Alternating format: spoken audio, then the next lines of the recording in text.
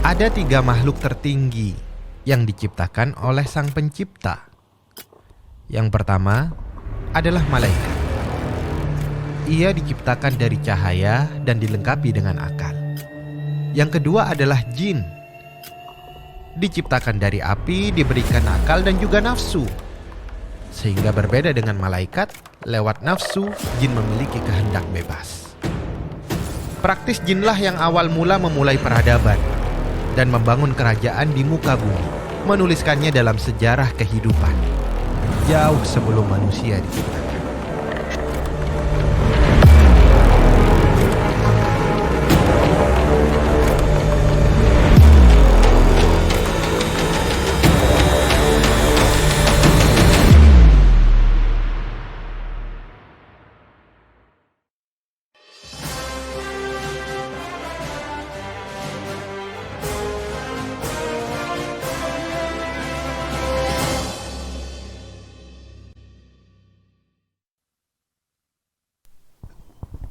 Baik, bismillahirrahmanirrahim. Assalamualaikum warahmatullahi wabarakatuh. Innal hamdalillah nahmaduhu wa nasta'inuhu wa nastaghfiruh wa na'udzu billahi min syururi anfusina wa min sayyiati a'malina may yahdihillahu fala mudhillalah wa may yudlil fala hadiyalah. Asyhadu an la ilaha illallah wahdahu la syarikalah wa asyhadu anna Muhammadan abduhu wa rasuluhu la nabiyya wa rasula ba'da. Allahumma shalli wa sallim ala sayyidina Muhammad wa ala ali sayyidina Muhammad. Baik, kita sudah sampai pada materi King yang terakhir. Kalau nggak salah King sudah ada 6 materi ya. Ini materi yang ke-6. Kita sudah panjang lebar membahas tentang iblis dan prajurit-prajuritnya, yakni setan, baru dalam golongan jin. Kita tidak membahas setan dari golongan manusia. Kita hanya membahas setan dari golongan jin. Ya, walaupun memang tentu saja 6 pertemuan itu bukanlah pertemuan yang cukup untuk mengetahui seluk-beluk daripada iblis dan setan-setan semua itu. Tapi kita coba review kembali siapa sih itu iblis. Ya, King bikinkan beberapa biodatanya. Namanya adalah iblis. Nama masa lalunya adalah Lucifer kayak lagu tadi, atau Azazil atau Harith atau Abu Kurdus atau Babil dan lain sebagainya. Dia punya banyak gelar-gelar yang baik dahulunya. Nah, gelarnya sekarang adalah, kalau kata orang-orang Nasrani, adalah Lord of All, penguasa atas segala. Segala apa? Segala jenis dosa, atas segala jenis keburukan. Jadi setiap dosa itu ada di sana, ada panglima-panglimanya. Ini pemahaman Nasrani ya. Ada panglima-panglimanya. Nah, iblis kalau menurut kita itu Lord of All. Bagi mereka dibahasakan setan. Lord of All-nya itu setan. Padahal yang benar adalah iblis itu pemimpin para setan. Paham di sini ya? Dia pimpinan para setan, atau nama lainnya adalah Lord of All. Tanggal lahirnya, kapan dia lahir? Semenjak dia menolak sujud kepada Adam.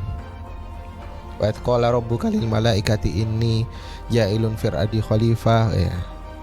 Qalu bla bla bla bla. Kemudian ketika disuruh sujud,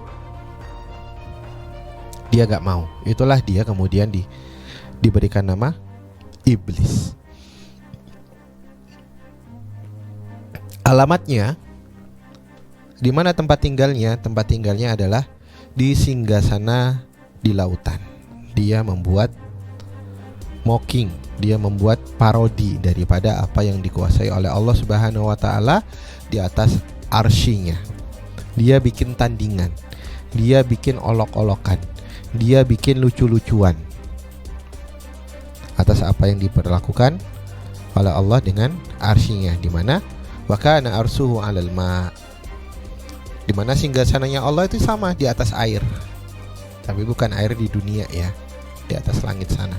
Karena Allah ciptakan air dulu, baru kemudian Allah ciptakan makhluk-makhluknya, sehingga tidak ada satupun makhluk dari yang diciptakan oleh Allah yang tidak memiliki unsur air. Makhluk-makhluk di alam ini semuanya ada unsur airnya. Kita berbicara tumbuhan, kita berbicara hewan, kita berbicara manusia, kita berbicara benda-benda mati yang ada di bumi ini, semuanya Allah ciptakan pakai air.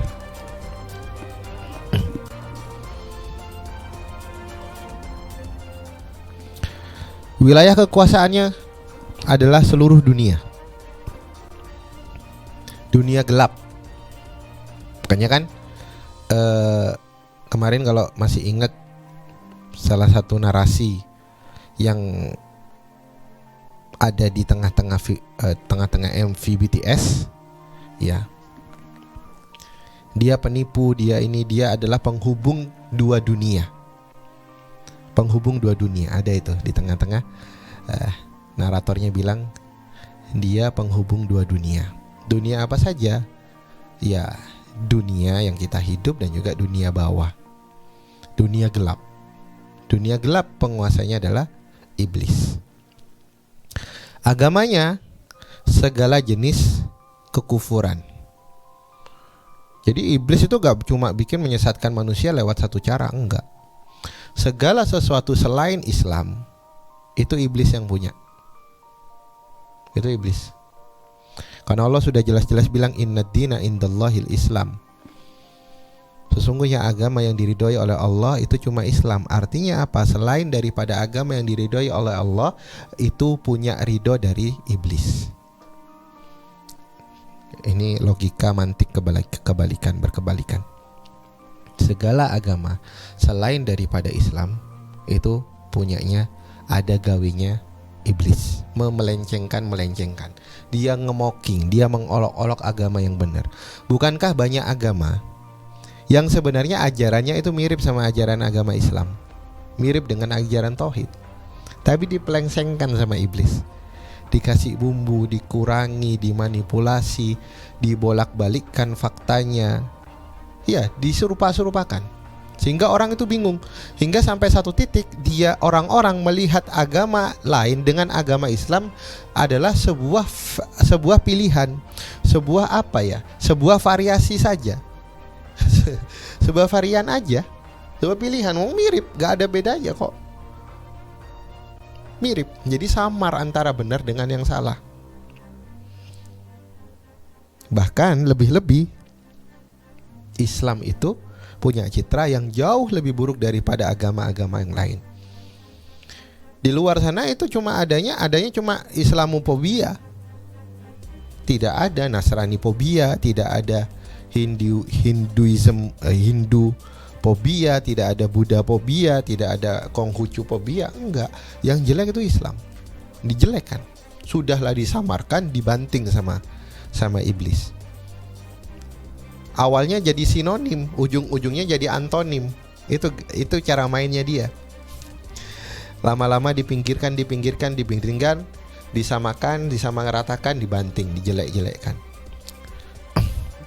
Berapa banyak orang-orang yang kemudian masuk Islam dengan cara nyobain banyak agama. Yang paling terakhir biasanya Islam, karena paling jelek citranya, karena paling menakutkan citranya, karena citranya paling menyeramkan, karena citranya paling diinjek-injek, dibabak belurkan sama yang namanya iblis dan juga pasukan-pasukannya.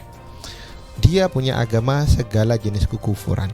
Jadi gak peduli antum mau punya agama apa, asalkan agama antum bukan Islam. Udah selesai tugas dia.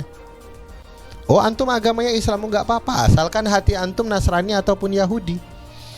Iya kan, kata Nabi SAW, akan tiba masa di mana orang-orang itu akan sejengkal demi sejengkal, bahkan masuk ke dalam lubang biawak pun akan ikut. Ngikutin siapa? Yahudi dan Nasrani kah? Iya. Diamnya Muslim, tapi dalamannya agama lain. Dalamannya Nasrani atau Yahudi, dalamannya ateis, dalamannya agama-agama musyrikin, penyembah berhala, pemuja manusia, pemuja sesama. Berapa banyak orang-orang yang seperti itu? Banyak. Pemuja harta. Muslim, agama di KTP Muslim, tapi kelakuan munafik, hati munafik. Ya iblis tetap menang. Jadi ini benar-benar terpilih nih, Muslim dan mukmin. Bukan sekedar Muslim, di KTP dituliskan Islam, ngaku-ngaku Islam, sudah syahadat itu Muslim, tapi yang mukmin itu sedikit. Dan yang lolos, kata di dalam Al-Quran, adalah illa mukhlasin, yakni orang mukmin yang ikhlas karena Allah Subhanahu wa ta'ala.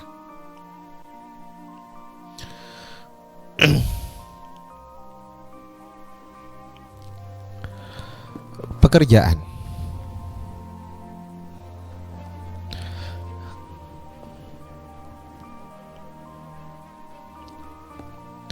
Dia pemandu atau guide. Guide orang-orang untuk berwisata ke neraka. Jadi dia nganterin orang-orang pergi ke neraka. Dia calo yang ngumpul-ngumpulin orang ke neraka. Ya.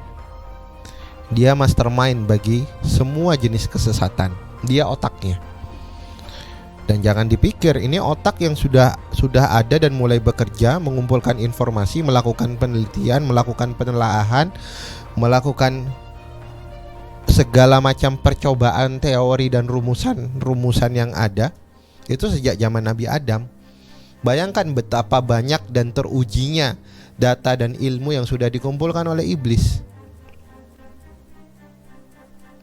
Berapa banyak varian yang sudah iblis kumpulkan di dalam data perpustakaannya untuk menggoda kita. Sedangkan kita baru hidup kemarin sore. Ada yang umurnya belasan, ada yang umurnya 20, ada umurnya 30. Ada yang lebih 40-an misalkan ke atas di kelas ini. Lah iblis umurnya puluhan ribu kalau kita ngomongin kehidupan manusia. Sejak zaman Nabi Adam, katakanlah 6.000 tahun sebelum Masehi, sekarang 2.000 tahun, 8.000 tahun. Itu cuma di dunia. Padahal dia sudah eksis sebelum Adam diciptakan. Dia 80.000 tahun hidup di langit. Berapa banyak kemudian senjata-senjata atau tipuan atau kemudian sebuah gocekan demi gocekan yang iblis sediakan buat kita agar kita ketipu. Kita ngelihat, kita pikir ini ajaran yang benar, kita ikutin, ternyata mainannya iblis. Kita ngerasa dengan memiliki keyakinan seperti ini kita akan pergi ke surga, padahal ternyata enggak. Banyak. Dia mastermind. Pangkat yang paling tinggi dia villain, atau musuh Allah yang paling utama. Gak tanggung-tanggung, musuhnya Allah loh. Musuhnya Allah.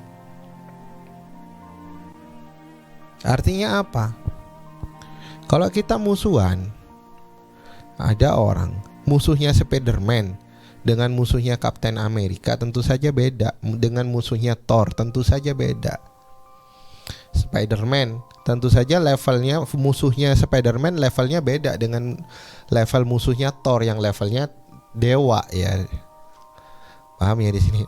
Thor sama Spiderman, biasanya musuhnya Spiderman agak ecek-ecek, agak manusiawi lah.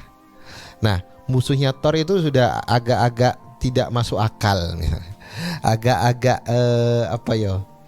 sifatnya dewa lah. Karena Thor dia dewa petir, ceritanya kayak gitu. Villainnya dalam film aja disesuaikan. Nah, ini iblis ngajak musuhan Allah Subhanahu wa ta'ala. Walaupun iblis dengan Allah tidak sebanding, tapi bayangkan, ini adalah musuh yang paling utama dari Allah Subhanahu wa ta'ala yang menciptakan segala-galanya.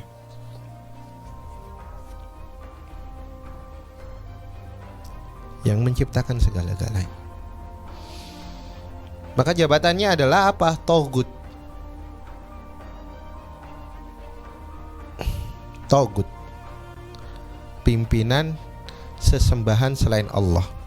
Jadi semua segala jenis sesembahan, ada yang nyembah patung, ada yang nyembah nabi, ada yang nyembah pohon, ada yang nyembah manusia, ada yang nyembah matahari, ada yang nyembah bulan, ada yang nyembah bangunan, prasasti, ada yang nyembah roh-roh nenek moyang.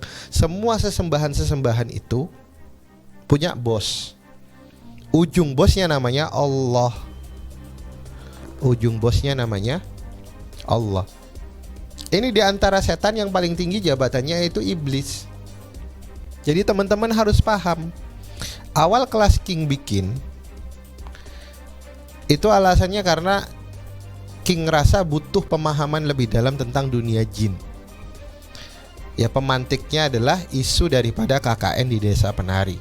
Tapi teman-teman perlu ketahui, levelnya setan-setan sebagaimana yang diceritakan di dalam film KKN Desa Penari itu level setan-setan yang rendah.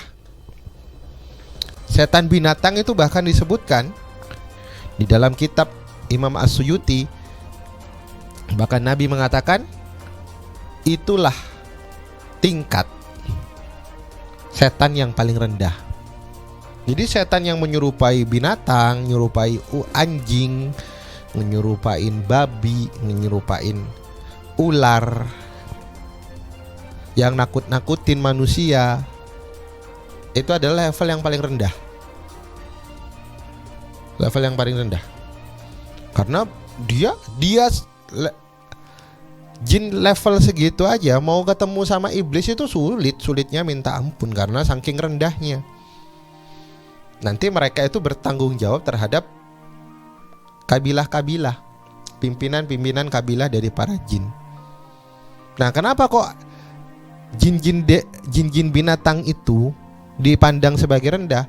Itu ibaratkan budak di dalam struktur piramida ekonomi. King kan pernah tunjukkan tuh struktur piramida ekonomi Fir'aun ya.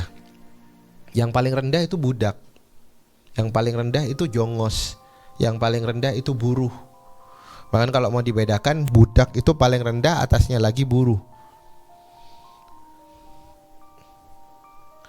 Nah, jin-jin yang jadi budaknya manusia itu paling rendah. Yang jadi tuyul, yang nganter antum santet. Jadi menyesatkan manusianya itu dengan cara yang paling rendah. Walaupun itu sudah berbahaya. Ngirim antum sihir. Kemudian apa? Jin-jin yang liar, yang suka nakut-nakutin orang di tengah jalan, itu rendah. Naik lagi punya pimpinan, dia punya pimpinan lagi, dia punya pimpinan lagi, punya pimpinan lagi, bertingkat-tingkat sampai kemudian ke panglimanya iblis. Iblis punya panglima, iblis punya menteri, iblis punya anak-anaknya langsung, ya. Fulan bin Iblis misalkan, dia punya anak langsung. Lama ini menjelaskan ini, tapi nggak sempat untuk menjelaskan kepada rakyat. Baru yang terakhir itu iblis. Dan yang laporan kepada iblis bukan orang ecek-ecek. Kayak kita mau laporan, iya, kayak ke presiden ya menteri-menterinya doang yang laporan. Adapun pegawai-pegawai bawahan, pegawai-pegawai daerah ya laporannya kepada pimpinan daerah. Pegawai-pegawai yang levelnya provinsi laporannya kepada gubernur. Nah, itu punya tahap. Iblis satu doang. Iya, iblis satu doang. Ya. Di agama lain iblis itu diyakini banyak, tapi di Islam iblis itu cuma satu. Dia yang memimpin segalanya. Ya. King udah jelaskan beberapa kali. Iblis satu, setan banyak.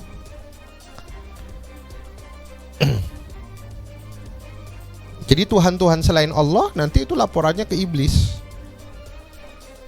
Bos setinggi-tingginya bos itu iblis. Makanya kalau ada orang yang paling susah untuk digoda, pada gagal semuanya, barulah iblis turun tangan. Iblis turun tangan kepada Nabi Isa, iblis turun tangan kepada Nabi Muhammad, iblis turun tangan kepada Nabi Musa, iblis turun tangan kepada Nabi Nuh, iblis turun tangan kepada Qarun, iblis turun tangan kepada ahli-ahli ibadah. Ketika iblis turun tangan berarti ini sudah serius kasusnya. Masa jabatannya kapan? Sejak kelahiran Nabi Adam sampai manusia akhir, paling akhir terus mati, hari kiamat. Puncak karirnya kapan? Puncak karirnya adalah Mulkan Jabariyah. Sekarang. Ini puncak karirnya iblis. Jadi gak usah kaget. Kok Saudi ngeluarkan keputusan hijab gak wajib sehingga perempuan-perempuannya ngelepas hijab-hijabnya. Wes itu kecil. Tinggal nunggu lagi, nanti akan ada kejutan-kejutan lain selain itu.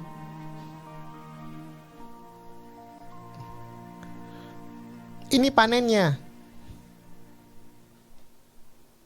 Itu masih itu masih kecil. Nanti ini di dalam masa ini King yakin akan ada masa di mana bahkan antum mau berkerudung pun susah. Bukankah ini sudah kejadian di beberapa tempat? Di Rohingya, di Uighur,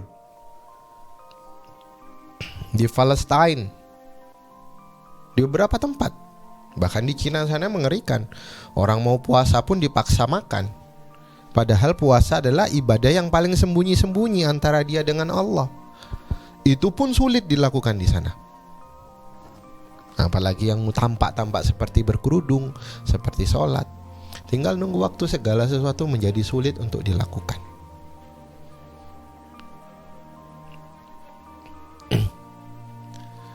Mitra kerjanya siapa?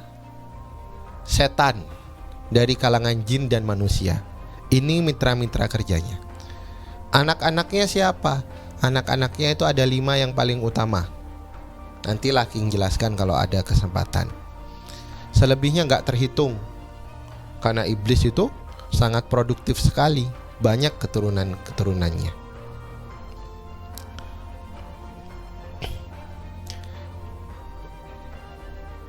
Biodata iblis yang selanjutnya adalah modal kerjanya apa? Dia bekerja di dunia bermodalkan tipu daya dan was-was.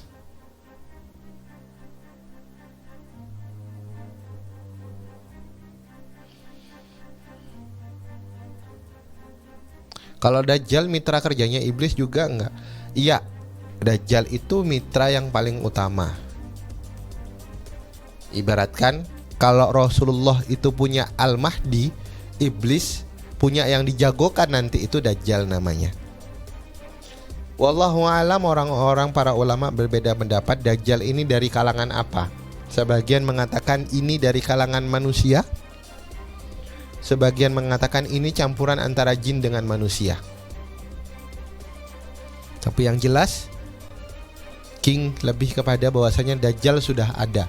Sebab Rasulullah sudah sahabat Rasulullah sudah ada yang menyaksikan keberadaan Dajjal. Ya, mitra yang paling utama Dajjal. Nanti dia itu keluar di gong. Ya, puncak panennya itu keluar benar-benar Dajjal. Jadi kalau kita belajar konspirasi, wah ini konspirasi Dajjal, ini konspirasi Dajjal, ini konspirasi. Tunggu dulu, hatamkan dulu pembahasan tentang iblis.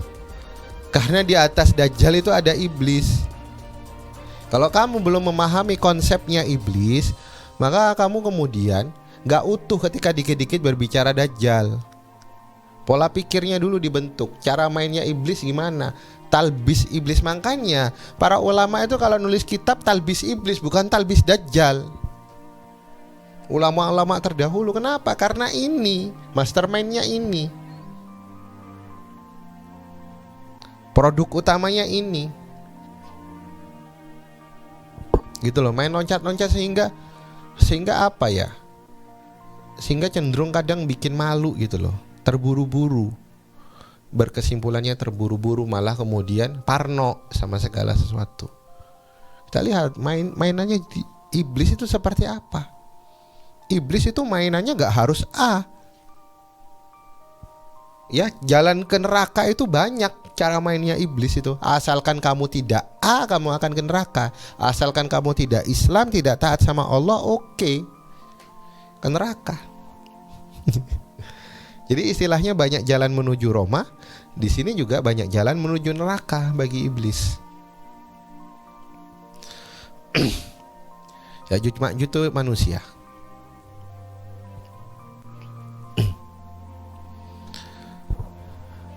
Sumber rezekinya mana tadi? Cara bekerjanya bagaimana? Bekerjanya bertahap dan terencana. Dan rencananya ini gila. Ya. Bahkan segala sesuatu yang dipakai untuk menyesatkan manusia sudah direncanakan sejak masih di surga, belum diturunkan ke muka bumi. Planningnya. Sekarang kita mau berdakwah gak pakai planning, wes bubar.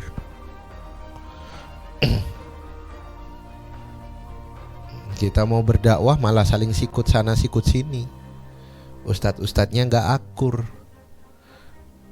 tendensius, saling rebutan jamaah, saling mencurigai, saling berlomba-lomba untuk dapatkan pamor. Wis bubar. Begitu juga antara ustadznya, antara ormasnya, antara organisasinya, antara alirannya.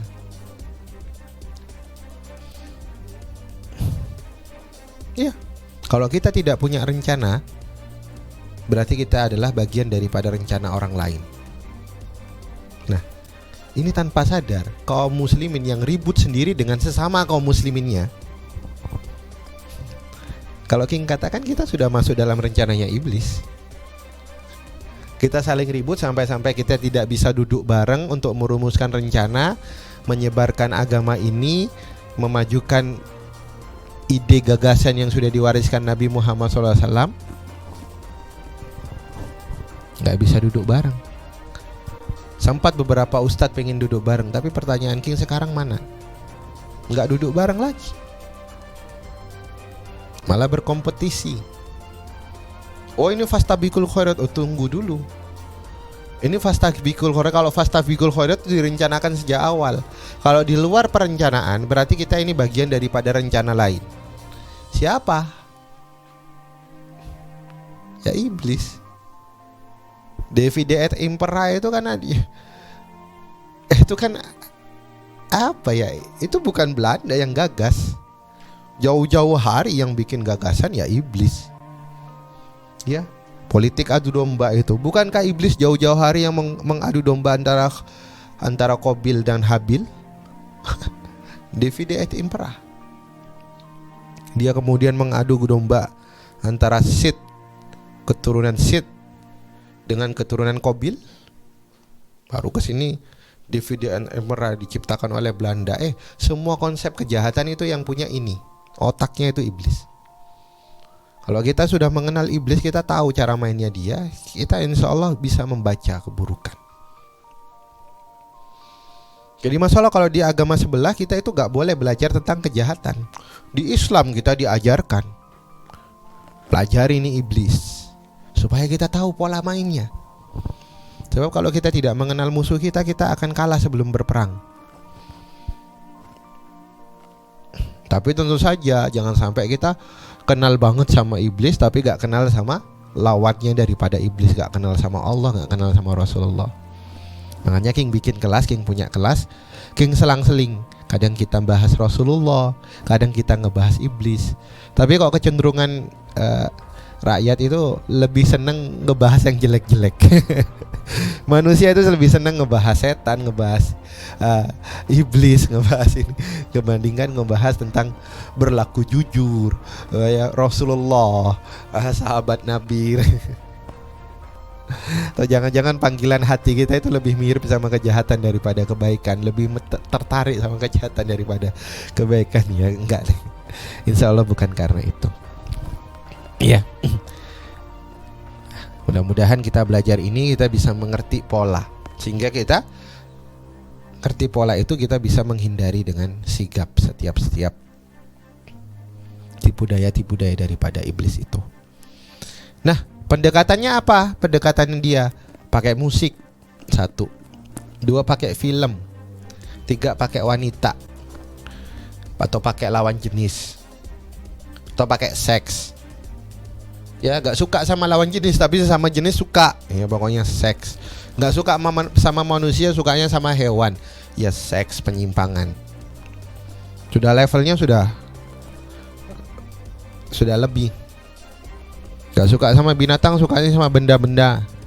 Ya akhirnya menikah dengan menara Eiffel, menikah dengan tokoh anim, menikah dengan boneka, punya anak boneka juga.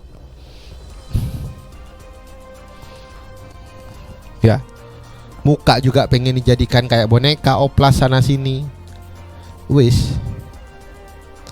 Harta, jabatan, popularitas, semua jenis hiburan dan semua jenis kesenangan dunia itu punyanya setan. Ya, bukankah Nabi ketika ditegur sama Umar, ya Rasulullah, tidakkah kamu minta kasur kepada Allah, supaya minta dunia supaya kamu tidur nyaman ya Rasulullah? Maka Rasul bilang ke Umar, tidakkah kau ridho? Biarkan dunia itu menjadi milik kaum kafirin, dan kita mengambil bagian kita di surga. Biarkan orang kafir punya jatah di dunia, kita gak punya, dan biarkan kita punya jatah di akhirat, mereka yang gak punya. Ya, biarkan di sini ini jatahnya iblis dan kroni-kroninya dan setan-setannya dan juga kaum pengikut-pengikutnya yang kafir. Memang di sini tempatnya, dan semuanya dioptimalkan sama iblis untuk menyesatkan manusia semuanya. Iblis itu bukan pemalas ya. Semuanya dioptimalkan sama iblis. Makanya malu kalau kita punya bakat, kalau kita punya kemampuan, kalau kita punya potensi, gak kita optimalkan buat Allah. Malu sama iblis. Dia mau ke neraka aja optimal, kita mau ke surga setengah-setengah. Malu sama iblis. Iblis itu senantiasa konsisten, istiqomah, maksimal, optimal, dan itu jangka panjang. Jangkanya adalah sejak zaman Nabi Adam sampai sekarang. Kita baru hidup 20 tahun. Hijrah baru 2 tahun. Ya, selama 2 tahun itu sudah futur sebanyak 136 kali futur. Wis tah. Ya opo? Per 1 minggu futur 2 kali. Habis kajian butuh hiburan. Setiap beribadah butuh, setelah ibadah butuh hiburan. Lah, iblis itu fokus rek. Sejak zaman Nabi Adam gak ada ceritanya iblis futur. Kalaupun diceritakannya cuma 2 momen itu, ketika bertemu dengan Nabi Nuh dan ketika bertemu dengan Nabi Musa. Disuruh sujud sama Adam, semangat lagi nyesatkan manusia. Lah, Adam masih hidup aja aku gak mau sujud, ini Adam sudah jadi bangkai kok disuruh sujud, semangat lagi. Lah kita kurang apa coba? Dikasih kelas tinggal duduk, dikasih kemudian YouTube tinggal buka, dikasih konten-konten dakwah di setiap media sosial, kita skip. Hah? Mau ke masjid tinggal jalan di depan rumah, mau Quran tinggal buka, ada Quran di rumah, di HP juga ada Quran, tapi aras-arasan. Lah iblis itu goda antum di rumah antum masing-masing, sehingga sananya di tengah samudra sana loh, jauh, tapi gak aras-arasan. Kita mau belajar agama tinggal buka HP, yang penting ada internet. Gak perlu King mau ngajar nih, King mau bahas tentang iblis, silakan rakyat buka ini HP-nya masing-masing, masuk ke ruang Zoom, ini linknya ada di Telegram, tinggal ngeklik. Itu pun wah nanti aja aku reply aja lah. Padahal dia gak ada halangan, replay aja. Padahal gak disuruh datang loh. Iblis godain antum dari sana loh, dari samudra.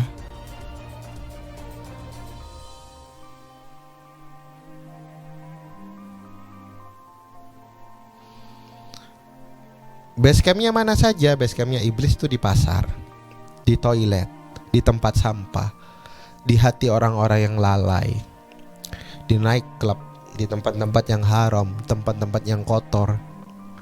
Itu basecampnya iblis. Kalau Allah punya basecamp namanya Masjid Baitullah, rumahnya Allah, iblis punya tempat-tempat ini. Sadari betul. Gitu loh. Lucunya kita lebih senang nongkrong di tempat-tempat ini ketimbang di masjid. Kita lebih senang nongkrong di kafe. Ya, bukankah kafe itu bagian daripada pasar kan, jualan juga di situ. Kita lebih seneng nongkrong di pasar malam. Kita lebih seneng nongkrong di toilet. Lama agak keluar-keluar kalau di toilet ya. Tapi pas giliran sholat berjamaah, zikir aja gak sempet. Sholat ba'diyah 2 rakaat aja jarang-jarang. Ketika di toilet, gara-gara bawa HP nih, mainan. Padahal udah selesai itu urusannya. Lama-lama di situ. Pertanyaannya, antum di toilet itu ditemenin sama siapa? Malaikat atau setan? Kok antum betah?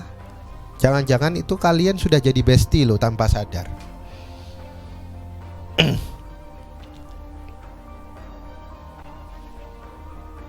Tempat nongkrongnya di mana? Kata Nabi, tempat nongkrongnya iblis, tempat nongkrongnya setan. Ya, iblis dan para setan ini adalah batas bayangan dengan cahaya. Mereka tidur di situ tuh. Setan tidurnya di situ. Iblis gak tidur. Ya, kalau ada bayangan, kita itu dilarang untuk duduk di tengah-tengah bayangan itu. Iya. Silakan duduk ke dalam bayangan sekalian atau di luar langsung kena sinar. Makanya waktu-waktu senja itu waktu-waktu di mana setan-setan itu lagi kuat-kuatnya karena batas-batasnya itu banyak. Dan termasuk tugu-tugu. Tugu-tugu kenapa dibikin gede-gede ya? Tugu-tugu yang King jelaskan. Ya, karena itu akan membentuk bayangan di tengah-tengah sinar matahari. Dan di tempat terbuka kalau bikin tugu seperti itu biasanya. Ya, nantilah kita akan bahas lain waktu. Ya, batas. Loh, api itu kalau ngebakar kayu itu kan yang paling panas tuh batas-batasnya pinggir-pinggirnya loh. Yang merah kan pinggir-pinggirnya yang ngerambat. Begitu. Biodata yang berikutnya. Musuh-musuhnya iblis, yakni Allah, Rasul-Rasul Allah, Nabi-Nabi Allah, dan hamba-hambanya Allah yang taat. Teman-temannya siapa? Semua yang senang pada dunia dan takut mati. Itu teman-temannya. Nah, sekarang kita koreksi, jangan sampai kita jadi temannya iblis. Makanya kan kenapa Rasulullah itu tegas sekali terhadap orang-orang yang gak punya keinginan untuk mati di jalan Allah. Ya, orang yang gak pernah selama hidupnya punya keinginan untuk berjihad, untuk menyerahkan nyawanya kepada Allah Subhanahu wa Ta'ala, dan dia mati dalam keadaan gak punya keinginan sedikit pun untuk berjihad, takut, ngeri ngelihat apa yang terjadi di Palestina, bukannya kasihan, bukannya pengen belain, bukannya pengen turun ke situ. Wah, alhamdulillah di Indonesia ya, ngeri banget. Gitulah kalau Islamnya itu terlalu fanatik lah, kayak negeri-negeri di Timur Tengah itu akhirnya konflik. Nah, kata Nabi apa? Orang-orang yang takut untuk berjihad seperti ini matinya seperti mati orang-orang jahiliyah. Kenapa? Karena dia secara otomatis jadi temannya setan. Orang-orang yang takut mati, ya, cinta dunia, itu temannya setan. Makanya Rasulullah tegas. Wajar kan? Rasul bilang matinya kayak matinya jahiliyah. Kalau kita pikir tanpa memahami punya konsep tentang iblis, wah, Rasulullah kejam banget. Maksa banget orang nyuruh jihad. Kan gak semua orang itu bisa jihad, gak semua orang itu berani jihad. Wajar dong, manusiawi dong. Kalian pikir sahabat itu gak takut jihad po? Gak khawatir sama keluarganya, gak khawatir sama hartanya, tapi mereka lakukan. Kenapa? Karena kalau kita tidak punya keinginan menyerahkan nyawa kita kepada Allah Subhanahu wa Ta'ala, berarti itu indikasi kita sudah hubbud dunya wa karahiyatul maut, cinta dunia dan takut mati. Gitu. Banyak ya PR kita yang masih takut untuk berjihad, takut terbunuh di jalan Allah. King berdoa, mudah-mudahan King dan rakyat-rakyat yang berani nanti itu diwafatkan oleh Allah Subhanahu wa Ta'ala dalam keadaan sebagai seorang syuhada. Enak loh. King pikir King gak bakal kuat untuk menjalani yaumul mahsyar, alam barzah, hari timbangan. Wah, yang seharinya setara dengan 50.000 tahun berdiri telanjang diabaikan oleh Allah. Kalau baca itu wah ngeri banget. Ya bahkan kata Umar, orang yang dihisap itu sudah bagian daripada siksa karena saking lamanya hidup kita. Itu kita hidup king umur 30 tahun sekarang. Rasanya aja udah agak kayak lama gitu loh hidup. Bayangkan 5.000 tahun, 50.000 tahun sehari setara dengan 50.000 tahun berdiri. Ya kan? Ya mending ya Allah berikan kami kematian sebagai seorang syuhada. Enak kalau udah syahid. Meninggal langsung ke surga. Ya, ditembolok-tembolok burung-burung yang berwarna hijau. Wah, enak itu. Tapi kita kok takut gitu loh. Kok takut? Karena orang yang takut jadi syuhada otomatis jadi pencinta dunia. Dan tahu nggak, mockingnya setan, mockingnya iblis terhadap orang-orang syuhada, ya tumbal itu. Orang-orang yang meninggal di jalan setan, orang-orang yang kemudian dijadikan tumbal sama setan, itu kan olok-olokan setan terhadap orang-orang yang syahid. Dia minta nyawa, dia minta janin, dia minta keluarga kita. Keluarga maksudnya bukan kita ya, keluarga orang-orang yang nyembah setan itu, yang bikin perjanjian sama setan. Iya, itu olok-olokan sama kesyahidan. Itu bukan berarti kemudian mereka nanti akan jadi prajurit setan, jadi prajurit Nyi Roro Kidul, bukan. Itu cuma olok-olokan aja, ngilangkan nyawa. Menyembelih kurban dengan menyebut nama selain Allah, nggak disebutkan nama Allah, itu kan olok-olokan. Tumbal itu lawan katanya syahid sebenarnya. Syahid fisabilillah. Karena apa? Tumbal itu gawiannya setan. Powernya lemah bagi orang-orang yang beriman. Ya, sesungguhnya tipu daya setan itu dhaif, kata Allah di dalam Al-Quran. Daya tahannya selalu fit, gak pernah sakit, gak pernah ngeluh. Seandainya iblis itu kena COVID-19 atau COVID-21 iblis akan tetap bekerja nipu kalian semua. Dia fit, berarti iblis itu jaga badan. Berarti iblis itu kemudian ya ngerawat badannya dengan benar. Iblis emang kemudian dikasih umur abadi, tapi dia dijaga badannya sama iblis. Nah, kita mau berdakwah sembarang makanan masuk, ya, pola hidup hancur, belajar jarang, olahraga jarang, hiburan hampir tiap hari, mager, rebahan. Serebahan-rebahannya setan itu duduk di singgasana loh. Serebahan-rebahannya iblis. Dan perlu diketahui, iblis itu gak pernah tidur. Hasan Al-Basri pernah ditanya, "Wahai Syekh, apakah iblis itu tidur?" "Wahai nak, kalau seandainya iblis tidur, kita punya waktu buat istirahat dari godaannya. Kita gak ada waktu. Bahkan kalau kita bayangkan setiap setan memberikan laporan kepada iblis, lah laporannya itu levelnya dunia. Berat gak tugasnya? Kita jadi admin satu perusahaan aja itu males, capek. Lah ini semua orang laporan ke dia. Itu kalau buat ngerjakan nerima laporan aja, itu iblis aja udah gak punya waktu buat tidur loh, nerima laporan doang. Lah kita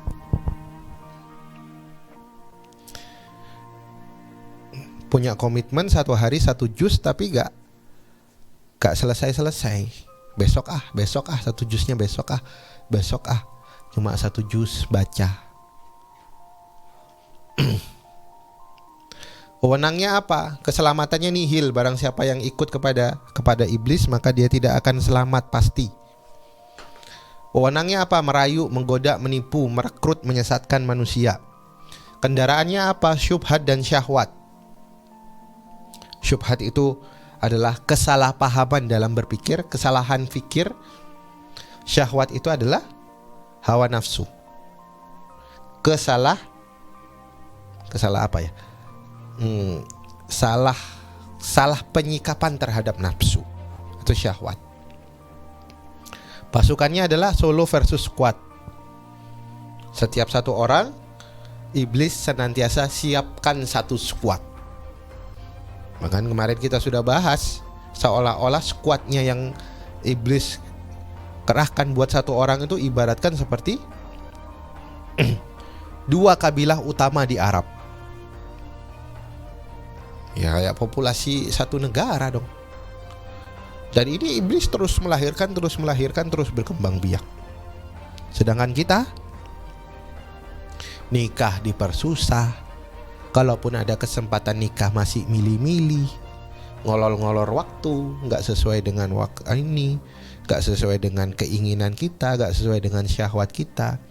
Pas sudah nikah kita masih nyimpet pil KB, pengen berduaan dulu sama pasangan. Nanti kalau punya anak repot, beban, ya, gak siap punya anak, pengen berduaan dulu.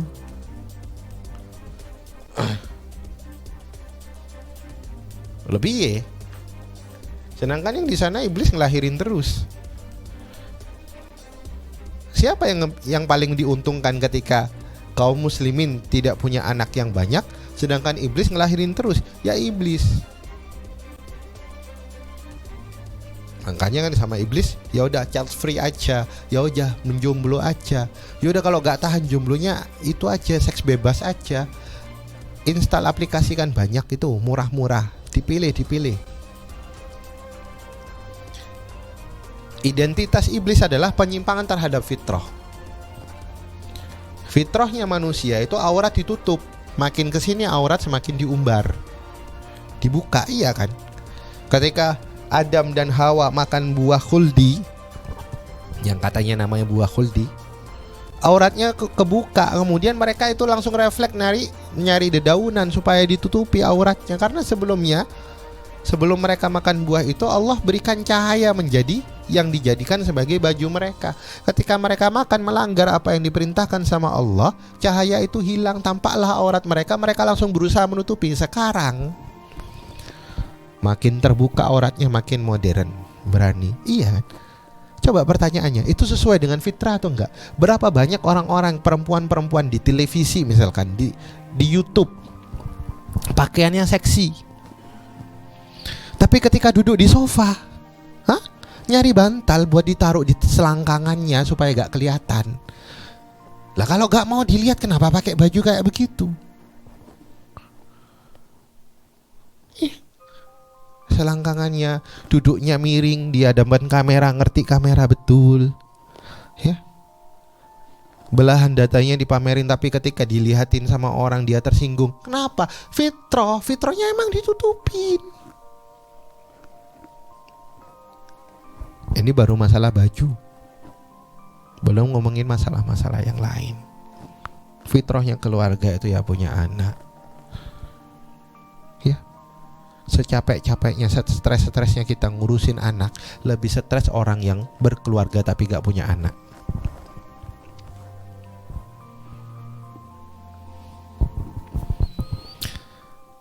Apa selanjutnya? Alat komunikasinya adalah was-was, ambisi, amarah, caci maki, umpatan, kalimat-kalimat kufur, sikap-sikap kufur. Apa sikap-sikap kufur itu? Tidak mau mensyukuri pemberian, baik dari orang lain maupun dari Allah Subhanahu wa ta'ala. Ya, kalau nggak bisa menghargai pemberian daripada orang lain yang tampak, bagaimana kita bisa mensyukuri?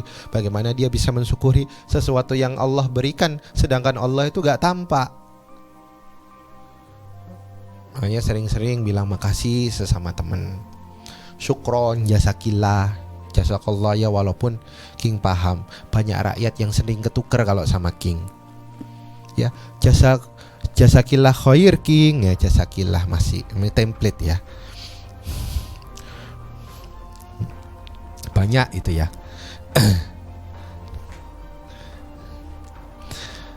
Hasad, iri, putus asa, dengki, dusta, mocking, olok-olokan dengan kebenaran dan sihir. Ini alat komunikasinya dia.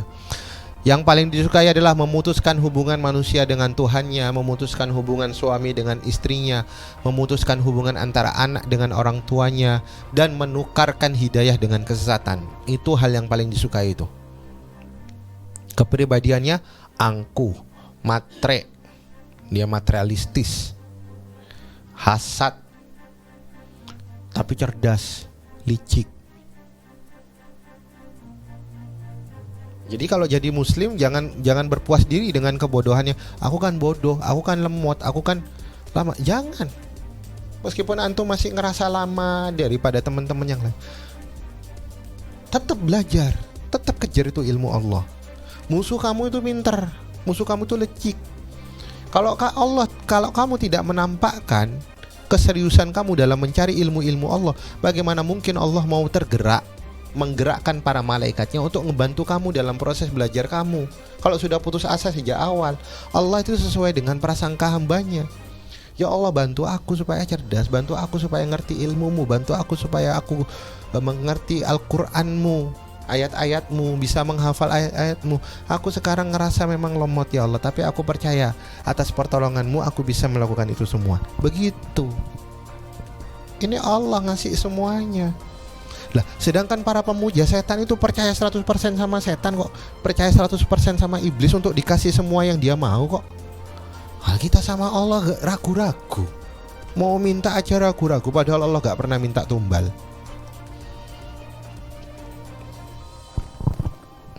Heran ya sama manusia ini, sama human ini, makin lama makin heran. Dia pinter, dia licik, dia manipulatif, dia ulet, dia teguh, dia durhaka, dia pemarah, dia perusak, dan dia ambisius. Coba, ada nggak kemudian iblis overthinking? Hah? Iblis kemudian dia punya sikap-sikap negatif, kurang percaya diri, ragu-ragu, bingungan, lemot, pemalas. Nggak ada itu. Nggak ada waktu buat iblis. Godain antum dia optimis, ambisius. Kalau antum tergoda, target dia seluruh kampung itu digoda. Nasib akhirnya adalah menjadi penghuni neraka selamanya, dan hukuman bagi dia adalah siksaan neraka yang paling berat dan yang paling menyiksa. Ini biodata iblis. Kita akan lanjutkan pembahasan berikutnya. Sebelumnya silahkan teman-teman istirahat, yang mau ke belakang, yang mau minum, yang mau apa, disiapkan segala sesuatunya. Catatannya silahkan bisa disiapkan sambil kita saksikan ini. Oke, kita lanjutkan pembahasannya. Itu dempet-dempetan, loncat-loncat, angkat tangan apa enggak pada ke bawahan ketek sebelah. Ya, coba siapa saja yang pernah datang konser? Siapa saja bilang saya kalau udah pernah datang konser. King sering banget dulu datang konser.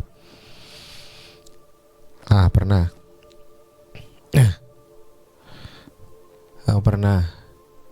Pernah sering. Ya. Kalau kita sudah datang di konser, ngelihat panggung dengan sound system yang seperti itu, kita gak peduli sama bau kanan kiri. Bahkan kita akan menggerakkan, kita akan loncat-loncat, kita dempet-dempetan. Bahkan sebenarnya kita bisa mati kapan saja sebenarnya karena terhimpit. Kita gak peduli semua itu, lupa. Karena sudah di situ, lupa. King pernah kena bogem sama polisi. Karena King suruh pinggir, King gak mau minggir, dibogem itu, sakit seminggu. Di mata. Provos yang mukul itu kalau nggak salah pas itu. Tawuran udah biasa di tengah-tengah konser. Kenapa? Karena King bilang ini mockingnya untuk sholat jamaah. Sholat jamaah ada imamnya. Kalau kita sudah jadi makmum, kita akan gerak. Bahkan kita itu geraknya otomatis loh. Pikiran kita kemana-mana. Kalau kita sholat sendiri, pikiran kita kemana-mana, kita lupa rakaat berapa. Tapi kalau sudah ada imamnya, kita gerak otomatis. Bahkan kita lupa baca pun kita gerak otomatis. Bahkan kita ngebaca pun pikiran kita di mana itu gerak otomatis. Sama kalau kita sudah datang konser, ini kan parodinya daripada setan. Antum kalau sudah datang di situ, ibaratkan antum sudah jadi jamaahnya. Antum akan loncat-loncat, antum akan nyanyi-nyanyi, padahal antum nggak pernah menghafalkan lagu itu sama sekali. Ya minimal antum akan tahu beatnya, akan tahu gerakannya sendiri. Makanya orang yang nggak ngerti agama Islam, baru masuk agama Islam, bagaimana caranya supaya saya cepat belajar sholat?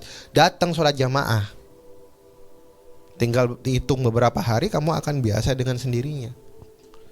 Ya ibaratnya kalau kamu pengen cepat hafal lagu, datang ke konser. Cepat kamu hafal, nyanyi bareng sama kanan kiri. Vibe-nya beda banget rasanya. Antum nonton di laptop pakai headset yang bagus sekalipun sama datang di tempat konser beda rasanya. Ya, kayak sholat sendirian di rumah sama sholat berjamaah di masjid beda rasanya. Oke, kita lanjutkan pembahasan berikutnya. Iblis pernah berkata ketika Adam masih diciptakan, masih jadi adonan. Iblis bilang ke adonannya Adam itu, buat apa kamu diciptakan? Kenapa Allah mau bikin kamu? Lalu iblis keluar masuk, ya, melewati rongga demi rongga, masuk lewat mulut, keluar lewat dubur. Makhluk ini itu makhluk berlubang. Aku bersumpah, aku bisa menguasainya untuk aku membinasakan. Seandainya dia jadi pemimpinku, aku akan binasakan dia. Anak Adam itu punya 9 lubang. Dan lubang itu adalah pintu bagi iblis, bagi setan. Pintu itu ada 7 di kepala dan 2 di badan. Dan tempat tinggalnya iblis itu di rongga. Kita punya beberapa rongga. Ada rongga di kepala, di otak ada rongga, di dada ada rongga, di perut ada rongga, di tulang belikat kita antara dubur dengan kemaluan itu ada rongga juga. Itu tempat tinggalnya setan itu.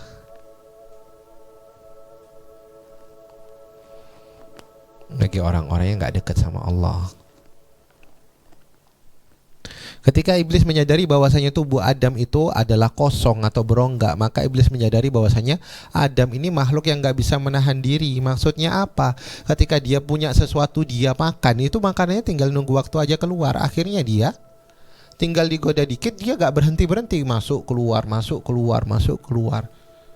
Dia melihat sesuatu, ngelihat yang cantik-cantik, ngelihat yang bening-bening, wah udah biasa, lama-lama kurang, butuh yang lebih.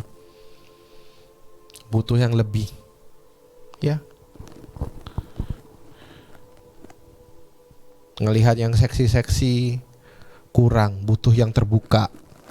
Terbuka sudah dia biasa ngelihat yang terbuka kurang, butuh melakukan praktek. Ngelakukan praktek sama pelacur kurang, butuh kemudian main sama istri orang. Ketika main sama istri orang kurang, butuh sama sesama jenis.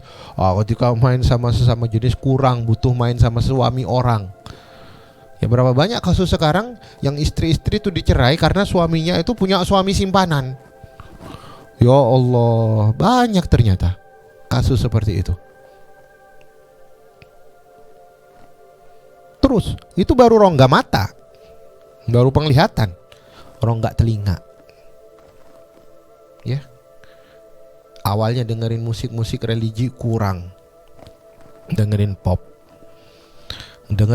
kurang, dengerin alternatif kurang, dengerin rock kurang,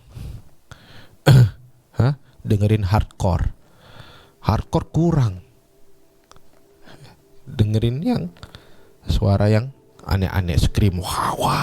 Makanya kan satanik itu kebanyakan di musik-musik scream itu, musik-musik yang hardcore itu simbol satanismenya sudah nggak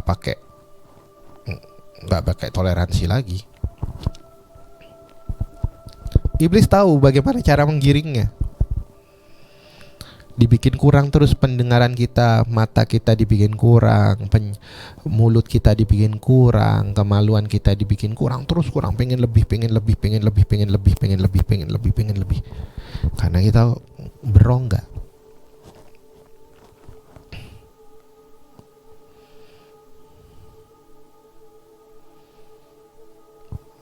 Dengan apa? Dengan menimbulkan angan-angan, dengan potensi menimbun harta. Perutnya nggak bakal kenyang, angan-angan kosong, dan lain sebagainya.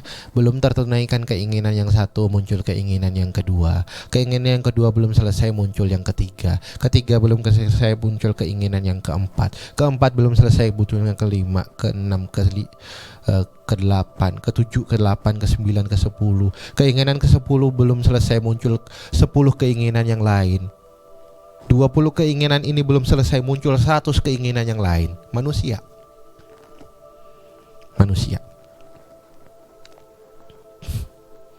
Kata Nabi, seandainya Bani Adam itu diberikan satu gunung emas, niscaya dia gak akan pernah puas. Dia minta yang kedua. Dikasih yang kedua, gunung emas yang kedua, dia akan minta yang ketiga. Dikasih satu gunung emas yang ketiga, dia akan minta yang keempat. Terus begitu, gak pernah ngerasa puas. Makanya perasaan tidak puas ini, kalau di dalam syariat Islam, itulah yang dinamakan, itu sangat dekat saudara kembar daripada yang namanya kufur. Kalau sudah kufur, dekatnya sama kafir. Lupa bersyukur, angan-angan kosong ngebikin kita lupa bersyukur, dan lupa bersyukur itu dekat sama kufur. Kufur nikmat. Nah, kalau sudah biasa kufur nikmat, lama-lama kufur sama iman. Kufur sama iman tuh sebutannya kafir.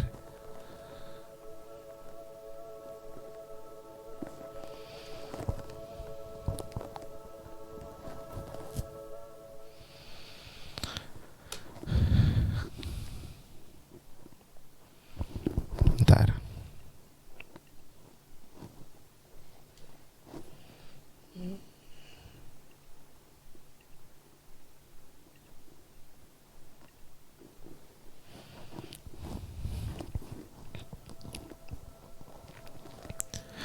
Sebelum iblis diturunkan ke dunia, salah satu kalimat yang dilegokan sama iblis kepada Allah Subhanahu wa taala, dia mengatakan, "Ya Rabbi, Engkau telah menciptakan Adam dan menjadikan permusuhan antara aku dengan dia.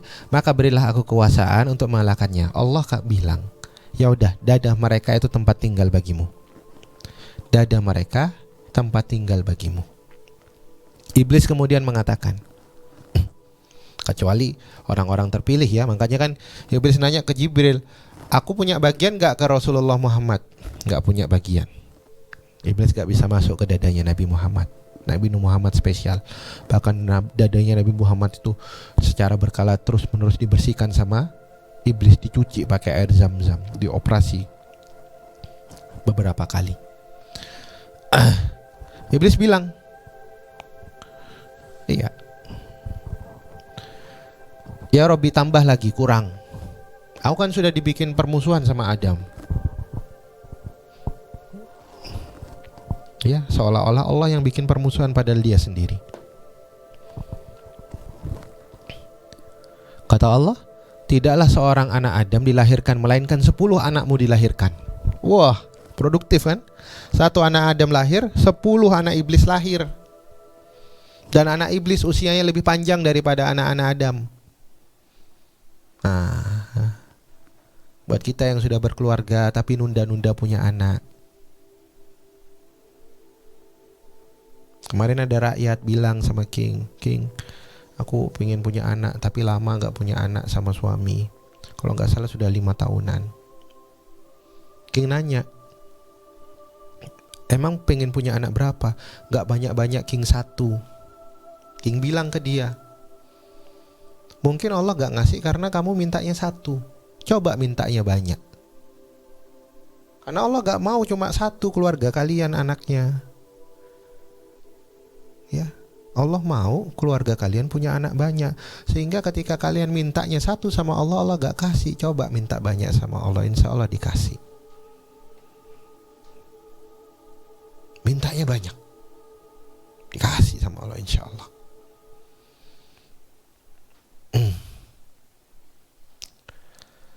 Iblis berkata, masih kurang, tambahi lagi ya Allah. Allah bilang, datangilah mereka dengan kuda-kudamu, dengan kakimu, datangi pakai apa aja yang bisa. Bersekutulah dengan siapapun dalam harta dan anak-anaknya. Gunakan itu semua, segala ornamen yang ada di dunia untuk menyesatkan manusia. Ini yang dimiliki sama jin, sama iblis.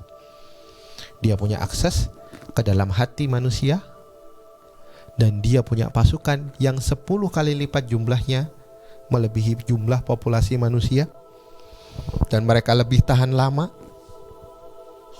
Ya, kita manusia mungkin udah mati, tapi anak-anak iblis masih tetap ada. Bahkan gak sedikit anak-anak iblis itu masih ada sampai sekarang. Bahkan ulama mengatakan anak-anak iblis itu, ada sebagian ulama mengatakan anak-anak iblis itu abadi juga karena bantuin bapaknya. Wow, berarti banyak banget dong kalau begitu. Dan iblis menggunakan segala fasilitas di dunia ini untuk menyesatkan manusia. Segala fasilitas, teknologi, transportasi, alat komunikasi, semuanya bro, semuanya. Maka beriring dengan kemajuan, biasanya ya, seiring dengan kemajuan yang hadir, seiring itu pula kemaksiatan berkembang pesat. Ya, zaman WhatsApp itu membantu kita banyak hal, tapi pertanyaan King, berzina dimudahkan gak sama WhatsApp? Muncul Twitter, muncul Instagram, muncul Facebook, dan seiring dengan itu kemaksiatan itu berkali-kali lipat lebih dimudahkan lagi, karena memang sudah jadi sarananya iblis. Udah dikasih, pakai kudamu, pakai kakimu, kamu mau pakai kendaraan secepat apapun, secepat kecepatan 1 GB per second, atau kamu jalan kaki pun, semuanya Allah kasih buat nyesatkan manusia. Kenapa kok semuanya Allah kasih? Supaya orang-orang yang beriman itu, kalau dia mau selamat dari godaan iblis, bukan bergantung sama barang, bukan bergantung sama dunia, gantungnya cuma satu, sama Allah. Kalau gak gantung sama Allah, ya wis gak akan selamat. Begitu. Dan ingatlah, di dalam jasad itu ada segumpal daging, kata Nabi Muhammad SAW. Dan faida fasada jasadu kulluhu. Dan kalau dia rusak, seluruh badannya akan rusak.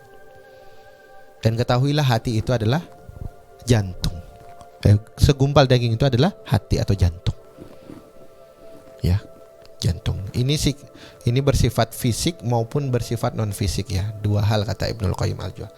Baik secara naruriyah pusatnya adalah jantung, secara fisikliah atau medis pusatnya juga adalah jantung. Pengobatan fisik maupun pengobatan non fisik pusatnya itu sama, yakni jantung. Kalau jantungnya rusak semua. Kalau jantungnya sakit, semua sakit. Ya. Jantungnya mati, ya mati semua sebadan. Dan iblis sudah dikasih akses untuk di rongga dada kita, untuk ngebisikin jantung kita. Dan sungguh kami akan isi neraka jahanam dari kalangan jin. Walaqad dzara'na li jahannama katsiran minal jinni wal insi. Dari kebanyakan manusia dan jin, lahum qulubul la yafqahuna biha, yang dia tidak menggunakan hati mereka untuk memahami ayat-ayat Allah. Hati ini pusat. Orang itu sebenarnya berpikir itu pakai hati sebenarnya. Iya. Bukan pakai otak. Otak itu tempat menyimpan data. Ini yang sering disalahpahami. Masya Allah, kalimat Al-Quran ini, King itu cukup lama memahami bahwasanya berpikir itu pakai otak. Sampai King mentadaburi ayat ini. Ayat ini mengatakan pakai hati. Karena orang kalau hatinya sudah condong kepada keburukan, otak itu akan memikirkan ke arah keburukan. Dia akan mengumpulkan data dan mengumpulkan data-data yang akan mendukung perbuatan buruknya yang sudah digagas sama hati. Otak itu hanya melakukan instruksi daripada hati. Kalau orang hatinya adalah baik, maka otaknya, dia memerintahkan otaknya untuk bekerja, mengumpulkan informasi-informasi tentang kebaikan. Maka terkumpullah menjadi sebuah informasi baru, yakni kebaikan. Yang merintahkan itu hati. Hati. Iya kan? Kalau kita belajar medis, oksigen yang mompak ke otak siapa? Oh, dia orangnya lemot, dia orangnya kemudian sulit berpikir, dia orangnya gila. Oh, ternyata ini masalahnya adalah terhambat. Dia stroke, oh terhambat oksigennya ke otak. Lah yang mompak oksigen sopo? Jantung, hati, pusat manusia.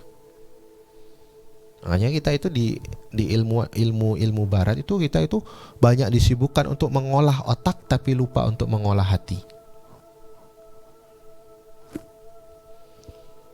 Sibuk memberikan nutrisi kepada otak tapi lupa untuk memberikan nutrisi kepada hati. Sehingga otaknya sehat tapi hatinya buruk. Akhirnya kesehatannya itu digunakan untuk keburukan. Termasuk sekarang mental illness. Kita ngomongin untuk perbaikan terhadap jiwa. Oke, kita membaiki jiwa. Kita perbaikan terhadap hati dalam hal ini perasaan, karena perasaan. Perbaiki hatinya. Oke, ilmu barat sudah menjangkau itu, tapi pertanyaannya, ketika ada kasus seseorang mental illness, berapa banyak yang kemudian mempertimbangkan faktor pengaruh setan terhadap mental illness-nya? Peradaban barat tidak ada yang membicarakan sama sekali. Padahal musuh yang paling nyata, musuh yang benar-benar ada, itu setan dan tempatnya itu di hati. Allah alam bisawab, kita akan lanjutkan nanti.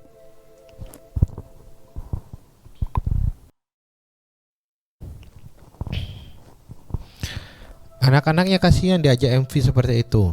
Dan menariknya, MV-nya sesuai dengan apa yang dijadikan statement oleh Ibnu Abbas ribuan tahun yang lalu. Ibnu Abbas mengatakan perumpamaan setan itu seperti anak-anak kecil yang meletakkan mulutnya di hati kita lalu membisikkannya. Jika seorang menyebut nama Allah, maka setan itu bersembunyi. Ya, setannya itu ketika kita berdoa, makanya kan di dalam MV itu, apakah mereka lupa untuk berdoa?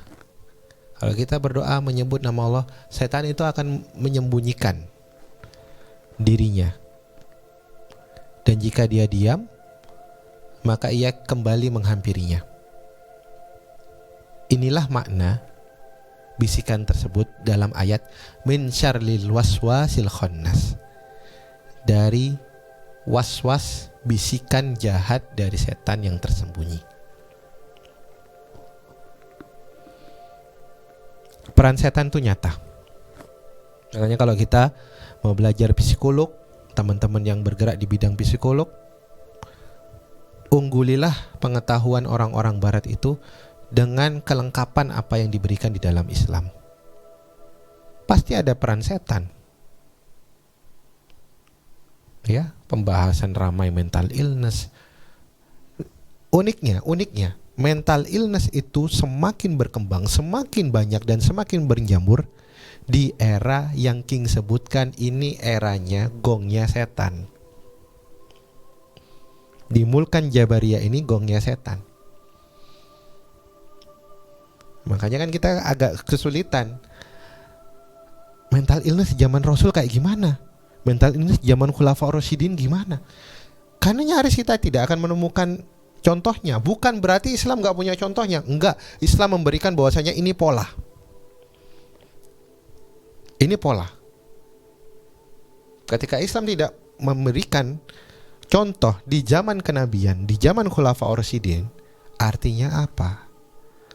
Permasalahan mental illness itu bukan sekedar permasalahan per individu, tapi permasalahan sistemik.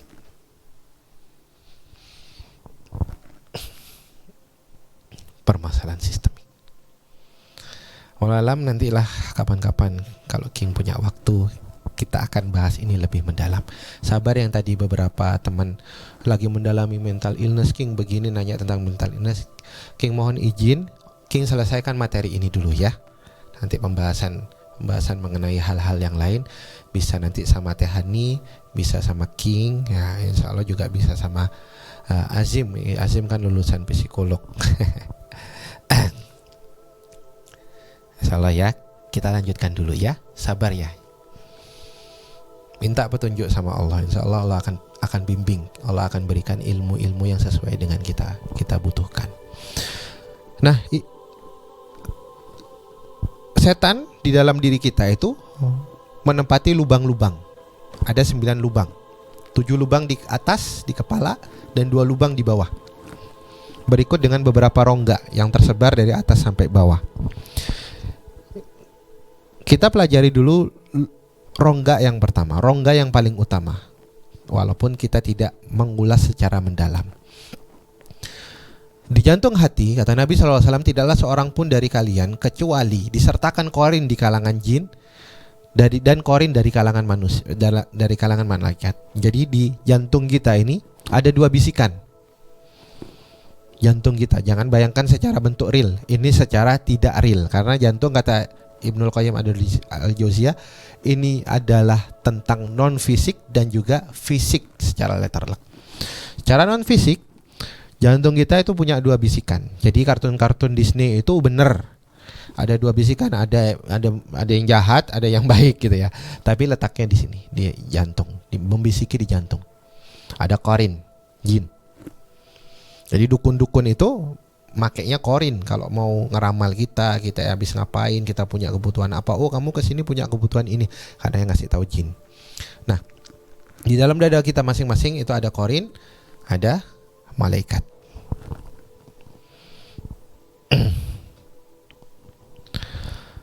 Dan selain itu, sesungguhnya setan memiliki bisikan pada manusia. Malaikat juga punya bisikan. Bisikan setan itu menjanjikan keburukan dan bisikan malaikat itu mengajak kepada kebenaran. Menjanjikan kebaikan dan mempercayai kebenaran. Setan menjanjikan keburukan dan mendustakan kebenaran. Dan barang siapa mendapatkannya,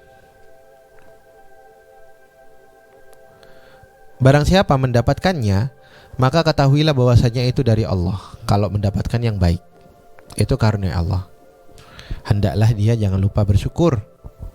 Dan barang siapa mendapati ya bisikan yang buruk, itu dari setan, maka hendaklah dia berlindung kepada Allah Subhanahu wa ta'ala.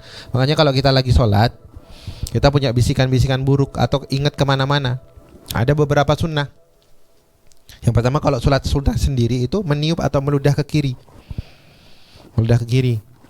Cuma kalau sholat jamaah, sholat wajib nggak begitu ya, apalagi jamaah meludah ke kiri. Meludah ke kiri, temennya kena ludah nanti ya. Bagaimana caranya? Kalau kita punya ingatan kemana-mana, kita bilang bismillah, telunjuk ini, kemudian ditekankan di paha kita, ya boleh dimanapun sebenarnya, tapi tekan nih di paha, bismillah itu. Ini kayak jadi pedang buat setan itu. Dan kita jangan melanjutkan pikiran kita, karena setan itu menjanjikan menakut-nakuti kamu dengan kemiskinan dan menyuruh kamu untuk berbuat kejahatan, berbuat kikir. Pas waktu sholat, bukan sebelum sholat. Kalau sebelum sholat biasanya kita gak ingat apa-apa. Nah, pas sholat yang kita lupakan itu mendadak jadi ingat semuanya gitu lah. Nah itu setan itu setan. Jadi ibaratnya ada jokes ya, lagi lupa nyari kunci, gimana cara kuncinya nggak ketemu, coba sholat nanti keinget kuncinya di mana. Nah karena memang miris kita kebanyakan itu ingat selain Allah ketika sholat, tapi lupa semuanya ketika nggak sholat. Ya, fairnya kan kalau sholat itu lupa Allah tapi di luar sholat masih ingat Allah, itu masih fair sih, masih mending lah. Walaupun gak seharusnya begitu, gak sopan lah kita lagi menghadap Allah ingatnya yang lain. Tapi pas giliran sholat kita ingat dunia, pas giliran sholat selesai kita gak ingat apa-apa gitu loh. Dunia gak keprestasi, ke Allah pun juga gak berprestasi, ya wis bubar. Sesungguhnya setan itu menyusup dalam diri manusia melalui aliran darah. Aku khawatir sekiranya setan itu menyusupkan kejelekan dalam hati kalian berdua. Nah, aliran darah ini ada dua maknanya, ya, pegang baik-baik. Tentang hati ini maknanya hati darah itu dua. Satu non fisik mengajak kepada keburukan, dan dua itu fisik. Makanya darah yang semakin kotor semakin buruk terhadap badan. Dan setan sukanya dalam hal yang kotor-kotor. Makanya kenapa bekam mengeluarkan darah kotor itu adalah pengobatan yang terbaik, baik secara medis maupun secara non medis, karena dia bisa mengeluarkan setan-setan yang berada di aliran-aliran darah kotor yang di dalam tubuh kita. Wallahu ta'ala bisawab. Ya, yang bisa bekam diupayakan untuk rutin lah bekam, minimal sebulan sekali. Kalau king per dua pekan sekali bekam. Sesungguhnya salah seorang kamu akan didatangi setan lalu bertanya. Nah, selain hati itu yang memerintahkan otak. Ilmu baru ini. Bukan otak yang memerintahkan hati. Karena kita gak bisa berpikir kemudian, hei jantung berhenti dong, gak bisa.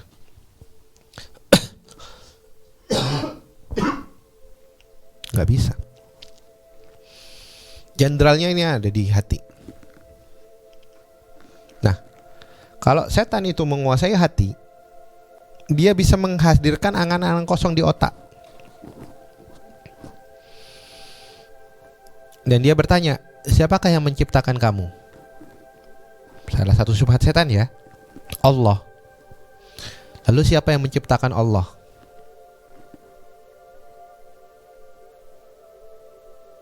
Kata Nabi, kalau sudah muncul pertanyaan-pertanyaan seperti itu, bilang amantu billahi wa rasulih, aku percaya kepada Allah dan Rasulnya. Walaupun kalimat ini kalimat ini tidak diucapkan secara lisan, tapi kadangkala dalam pikiran masing-masing itu keluar pertanyaan-pertanyaan seperti ini. Dan itu tidak seharusnya.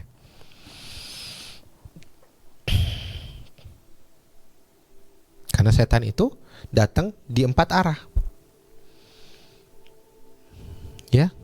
Tsumma latiyannahum min baini aydihim wa min khalfihim wa an aymanihim wa an syama'ilihim. Dari depan, dari belakang, dari kanan, dari kiri. Dari depan apa? Setan memberikan angan-angan kosong. Pengen ini, pengen itu. Akhirnya gak mampu, akhirnya hutang. Akhirnya dia, kalau sudah hutang, dia sulit bersyukur sama Allah. Kalau sulit bersyukur, akhirnya kufur. Kalau sudah kufur sama Allah, gampang, udah murah itu imannya buat dibeli. Dibeli pakai sekantong beras, dibeli pakai sekardus Indomie, bisa ganti agama, tinggal itu doang.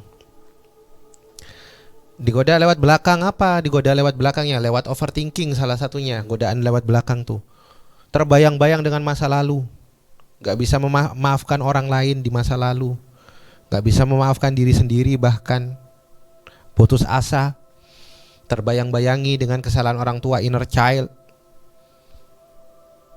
Atas kegagalan yang dia dapatkan pada hari ini, dia menyalahkan orang lain, dia menyalahkan orang tua, dia salahkan suaminya, dia salahkan teman-temannya, dia salahkan mantan pacarnya, dia salahkan ini itu, dia salahkan semua orang. Setan menggoda dari belakang. Trauma, fobia. Setan menggoda dari kanan apa? Gulu. Dia berislam secara berlebihan. Bukan berlebihan rajin, ya, tapi berlebih-lebihan. Termasuk salah satu contoh berislam secara berlebihan, dia fanatik. Fanatik sama yuk ngaji. Saking fanatiknya sama yuk ngaji, akhirnya ngelihat Syamilah itu kayak hina, jelek, saingan, musuh. Ngelihat Sif, ngelihat yang lain selain yuk ngaji, dimusuhin. Wah, tempat ngajiku paling bagus, tempatmu gak bagus. Wah, sesama punya guru, punya ustadz saling bermusuhan antara satu dengan yang lain. Memandang ustadz yang lain itu salah, yang benar ustadznya sendiri. Gulu, godaan dari kanan. Udah benar nih di Islam, tapi tapi tenang aja, godaan iblis gak berhenti di situ. Strateginya banyak, bro. udah oke lah kalau diajak keluar dalam majelis gak bisa. Dia taat. Oke, kalau gitu kita bikin gulu aja, berlebihan taatnya. Diajak taat terus sama setan. Wah, disemangatin supaya taat terus. Datang kajian, datang kajian, datang kajian. Misalkan. Tapi ujung-ujungnya masuk dalam jebakan juga, gulu. Saking seringnya datang kajian, dia cuma datang ke satu ustadz. Ketika ngelihat ustadz yang lain dia pandang rendah.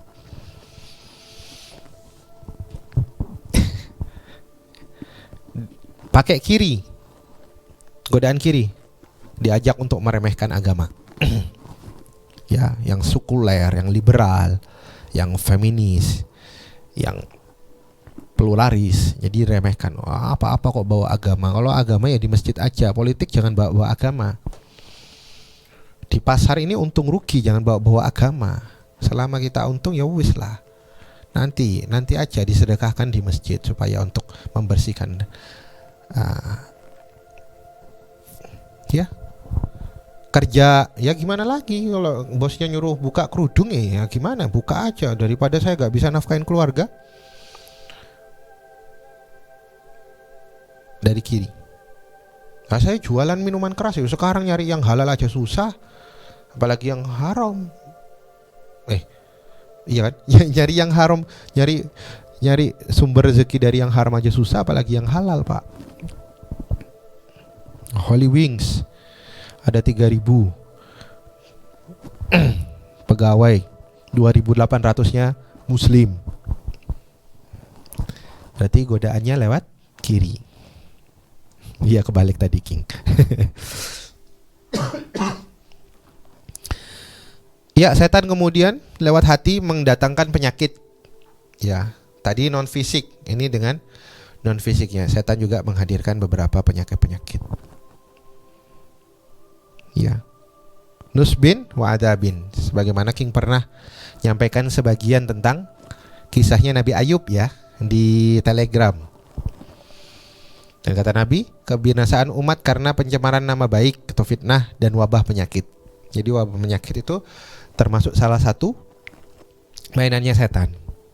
Kita lihat ketika corona datang, corona menimpa manusia, berapa banyak orang-orang yang bermusuhan gara-gara corona.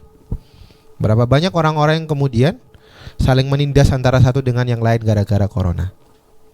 Berapa banyak orang-orang yang sesama muslim saling serang antara satu dengan yang lain. Ada yang pro vaksin, ada yang tidak anti vaksin, ada yang mengatakan masjid itu gak boleh ditutup, masjid itu harus buka terus, soft itu harus dirapatkan, ini adalah agenda Dajjal. Saling bermusuhan sesama muslim gara-gara wabah penyakit. Sebab apa? Jauh-jauh hari Nabi mengatakan bahwasanya wabah penyakit itu bagian daripada strateginya setan. Itu karena ulah musuh kalian dari golongan jin, yakni setan. Wallahu a'lam bishawab. Kita gak punya banyak waktu untuk ngebahas ini, kita lanjutkan. Apa berikutnya? Di hati diajak marah. Sesungguhnya amarah itu berasal dari setan. Dan sesungguhnya setan itu diciptakan dari api. Makanya kalau lagi marah, kita cari unsur yang bisa memadamkan api. Wudu. Masih marah, sholat.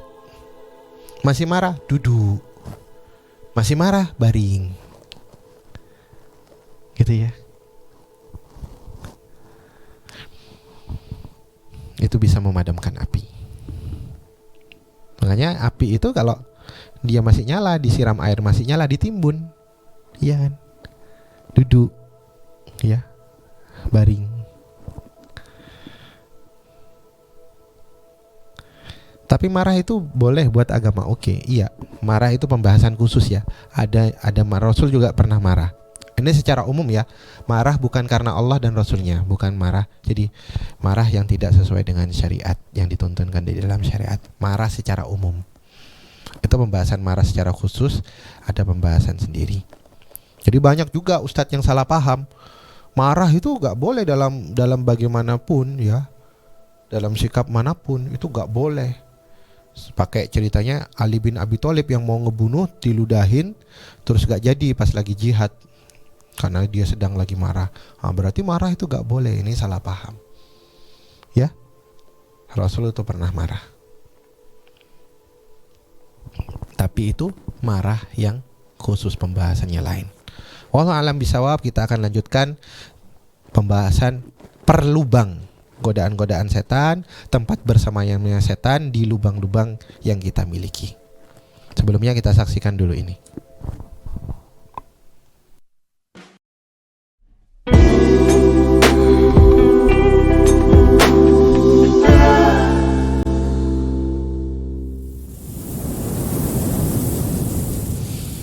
Kita bahas lubang yang pertama, yakni lubang mata. Di dalam lubang mata itu setan bersemayam. Apa yang dilakukan setan? Yakni menghias pandangan. Jika wanita keluar auratnya tampak, maka setan mengikutinya dan setan mendadaninya.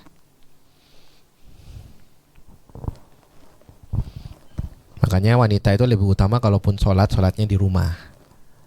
Tapi bukan berarti wanita gak boleh pergi ke masjid ya. Pandangan merupakan panah beracun dari anak-anak panah iblis. Jadi pandangan kita yang gak ngodul basor itu ada panah beracun. Ketika matanya keracunin, maka seluruh badannya akan keracunin dan nanti pada ujungnya kemaluan yang membenarkan. Maka barang siapa yang menahan pandangannya dari kecantikan seorang wanita, karena Allah niscaya Allah akan berikan kenikmatan dalam hatinya. Sekarang racun iblis itu bisa di mana aja. Kalau dulu iblis mau melepaskan anak panahnya itu nunggu kita keluar rumah. Sekarang di dalam rumah pun bisa. Ngelihat layar, ngelihat handphone, ngelihat laptop, bahkan diam-diam tanpa ada lawan pun bisa. Ini panah beracun. Dan ketika racunnya sudah menyebar ke dalam seluruh badan kita, maka tangan kita bisa berbuat dosa demi seorang wanita, demi hawa nafsu kita, demi hasrat kita. Kaki pun bisa melangkah ke tempat-tempat yang diharamkan, dan kemaluan pun bisa bereaksi terhadap sesuatu yang haram. Begitu pula dengan lubang-lubang yang lain. Kita bisa makan makanan yang haram karena demi seorang wanita, karena demi seorang hasrat keinginan. Dan ini juga berlaku antara pria ke wanita, ini lebih umum, dan juga berlaku terhadap lawan jenis yang bersebalikannya. Kemudian apa? Setan menghiasi sesuatu yang buruk menjadi tampak indah. Ya.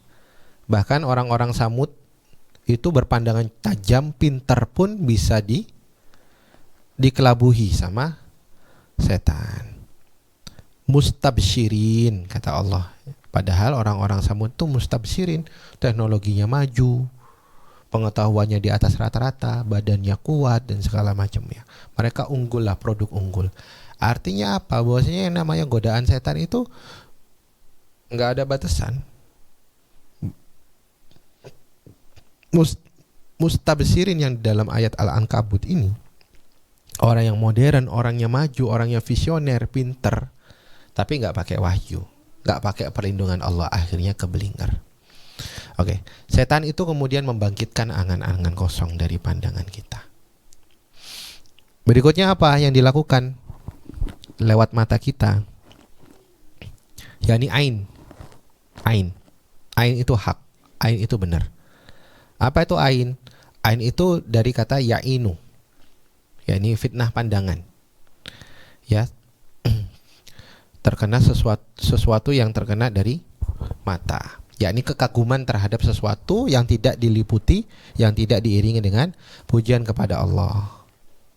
Ya, tapi diiringi dengan respon jiwa yang negatif.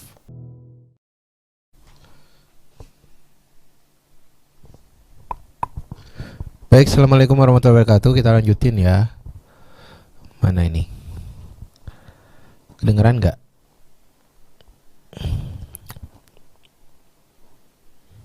Belum?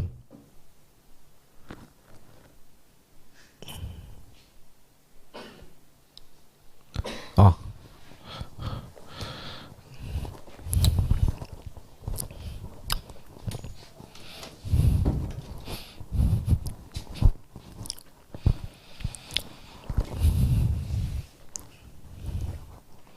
Ya, kita udah sampai dalam pembahasan ain ya. Kita percepat. Ya, pembahasan ain yakni kekaguman, kemudian disambut dengan respon jiwa yang negatif, akhirnya orang itu sakit. Bahkan sakit ain itu adalah sakit yang bisa mendahului takdir. Ain itu benar-benar ada. Cara nyembuhannya gimana? Wah, nantilah, besok lah sama Azim aja kalau mau nanya. Apalagi gangguan setan. Setan itu ngasih penglihatan kepada indigo, penglihatan palsu, yakni kasaf dari setan. Ya, penerawangan, kemudian penglihatan aura, bisa ngelihat barang hilang, bisa ngedeteksi orang-orang kemarin tuh ngapain aja. Ya, prediksi, ramalan, mata batin. Nah, ini godaan-godaan setan di mata. Di zaman Nabi juga ada seorang indigo yang namanya Ibnu Syayyad. Kita percepat aja ya, karena banyak kepotong sudah. Nah, kalau ngelihat setan, dianjurkan untuk jangan bergerak. Jangan balik ke belakang. Kalau balik ke belakang kita akan dikejar. Bergerak kalau berani, samperin. Gitu ya. Bahkan Abdullah bin Umar nyuruh istrinya ketika ada penampakan, istrinya suruh ikutin, suruh nyamperin, suruh bunuh. Begitu.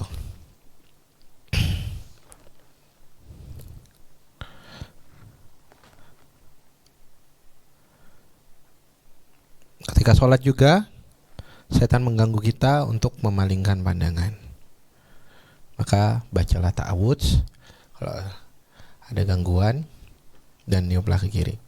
Kita coba putarkan lagu ya. Kalau lagunya gangguan, berarti kedepannya kita gak akan pakai lagu-lagu yang sudah King persiapkan sebenarnya banyak di belakang. Oke, mudah-mudahan ini aman ya.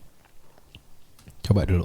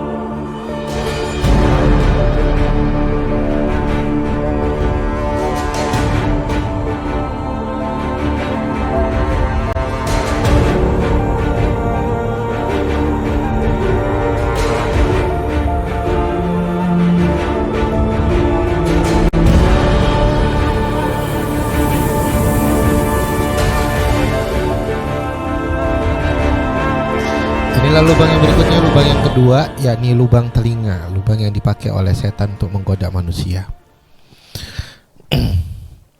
Ya, ketika kita tidur ada 3 ikatan, dan setan senantiasa membisik-bisikan di telinga kita, masih panjang, tidur lagi. Makanya kita sering mengalami fase-fase di mana kita bangun tengah malam, sebenarnya udah dibangunin sama Allah. Sebenarnya ini malaikat kita udah bangunin kita. Cuma ngelihat, oh masih jam 3, masih ada waktu 1 jam. Jam 4 lah aku sholat malam. Ketika jam 4 dibangunkan, oh jam 4 masih ada setengah jam lah aku tidur. Nanti setengah 5 aku sholat malam. Sampai setengah 5 kita dibangunkan, oh besok kan kerja nih, badan capek. Besok ini masih ada kegiatan lumayan banyak daripada hari biasanya. Nantilah, besok lah. Hanya tidur, subuh kelewat. Akhirnya kita gak sholat subuh. Bangun-bangun, kerja, buru-buru. Dan ketika kita sudah lewat sholat subuh, kata Nabi, badan itu pasti akan kecapekan. Kalau tidurnya pagi, kita tidur pagi, waktunya orang bangun kita malah tidur, badan itu malah lemes, maka gampang capek. Akhirnya besok harinya dia akan mudah untuk melakukan pola hidup yang begitu, seterusnya dan seterusnya. Sulit diubah akhirnya. Capek, malam-malam nggak ngantuk, akhirnya begadang, pas pagi ngantuk, tidur, subuh lewat terus. Ya, di hadapan laki-laki, di hadapan Nabi, di hadapan Nabi ada sahabat yang mengadu. Laki-laki ini subuhnya kelewatan, masya Allah. Saking dulu itu gak sholat subuh ke masjid itu tabu, karena semuanya itu pergi ke masjid. Ini ada yang gak pergi ke masjid jadi omongan. Dan Nabi langsung bilang, telinganya itu dikencingin setan. Telinganya itu dikencingin sama setan. Bahkan tabu kalau ada orang itu gak sholat malam di zaman Nabi itu tabu, zaman sahabat itu tabu. Nah pas ada yang gak sholat subuh, wah ini dikencingin setan, bablas. Lah kita banjir kayaknya kencingnya setan di kuping kita ini ya. Ya, ingat ya, telinga itu jambannya setan, jadi tempat pembuangannya setan. Kita dikencingin sama kambing aja jijik. Nah ini setan yang kencingin, ya ini makhluk yang paling menjijikkan. Nah, ini setan lewat telinga. Kemudian apa? Setan masuk lewat mimpi. Ya, mata dan telinga kita dipakai seolah-olah kita mengalami satu sensasi pengalaman hidup yang mengerikan. Mimpi buruk itu dari setan. Mimpi bisikan ada mimpi bisikan perasaan, ada mimpi bisikan takut-takuti, ya. Ketakutan dari setan ini bisikan daripada setan. Ada 3 jenis mimpi. Mimpi yang benar, mimpi yang karena penasaran, dan mimpi karena ditakut-takutin sama setan. Berikutnya apa? Ya Rasulullah, aku pernah mimpi kepalaku dipenggal, kata seseorang badui yang datang kepada Rasulullah. Nabi bilang, dipenggal gelinding, terus aku ngejar-ngejar dia. Ngejar-ngejar dia. Kotoran itu dari mana? Kotoran telinga itu setiap lubang ada kotorannya. Mata ada kotorannya, hidung ada kotorannya, telinga itu ada kotorannya, dubur, kemaluan itu ada kotorannya. Makanya kita fitrah itu ngebersihin. Kalau semakin kotor jarang dibersihin, setan makin betah di situ. Ya. Emang bukan jadi jamban lagi, jadi toilet umum buat setan itu kalau gak dibersihin kupingnya ya. Oke. Jadi kalau kita punya mimpi buruk, itu kata Nabi, jangan kau ceritakan kepada orang lain, ulah setan.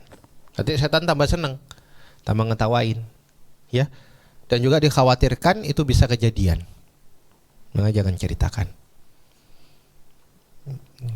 Setan itu sedang mempermainkan kita di alam mimpi.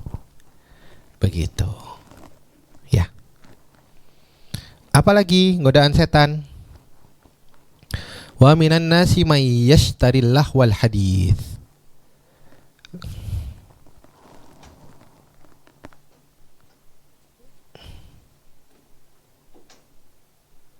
Oh, sebelum ke situ, ini setan juga menempati tempat tidur yang tidak ada orang yang nempatin. Tempat tidur nganggur nih, yang punya banyak tempat tidur tapi nganggur tempat tidurnya, itu berarti jadi tempat tidurnya setan. Istirahat, kalau seger godain kamu lagi. Makanya kalau punya tempat tidur, dibersihin tuh, baca bismillah atau dilipat kalau bisa dilipat. Makanya kasur itu nggak usah gede-gede, nggak usah, iya kan, Gak usah gede-gede. Jadi King kurang suka kalau kasur itu permanen, ada dipannya, ada dia gede, satu kamar sendirian, nah, sering kosong. Jadi tempat istirahat setan, setannya fresh, godain yang ada di dalam rumah lagi. Akhirnya yang dalam rumah itu makin susah bangun subuh, makin susah tilawah Al-Quran, makin susah datang ke pengajian, makin susah untuk diajak kepada kebaikan-kebaikan. Gara-gara lah rumah kita jadi hotelnya buat setan, jadi motel, jadi tempat penginapan.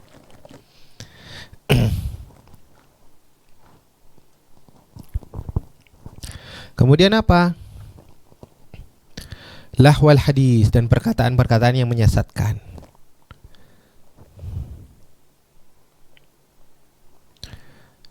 An syabilillah,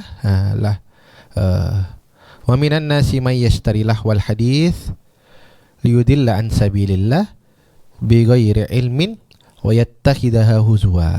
Jadi perkataan-perkataan yang tidak berguna, ya, candaan, jokes, apalagi dark jokes ya, yang tidak berguna, lagu, omongan, ya, digunakan untuk menyesatkan manusia dan menjadikan Allah dan agamanya sebagai olok-olokan. Nah, jadikan olok-olokan, jadi mocking. Jadi Allah berapa banyak Allah itu diolok-olok. Nah, salah satunya lagu ini mengolok-olok penciptaan Allah, tentang surga, tentang Adam, tentang fitrah manusia laki-laki dan perempuan. Nah, setelah ini ya, mudah-mudahan aman lagi. Kemudian apa? Suara di saat nyanyian, hiburan, kesenangan. Jadi aku tidak melarang kalian menangis, tapi yang dilarang sama sabda Nabi adalah suara saat nyanyian atau hiburan atau kesenangan atau lagu-lagu setan. Mendengarkan lagu-lagu setan, serta suara ketika terjadi musibah, menampar wajah, merobek dan jeritan setan. Nah, ini salah satu lagu setan King sodorkan sebagai contoh buat pembelajaran kita semua. Olok-olok.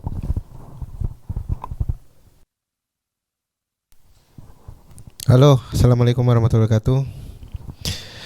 Ya,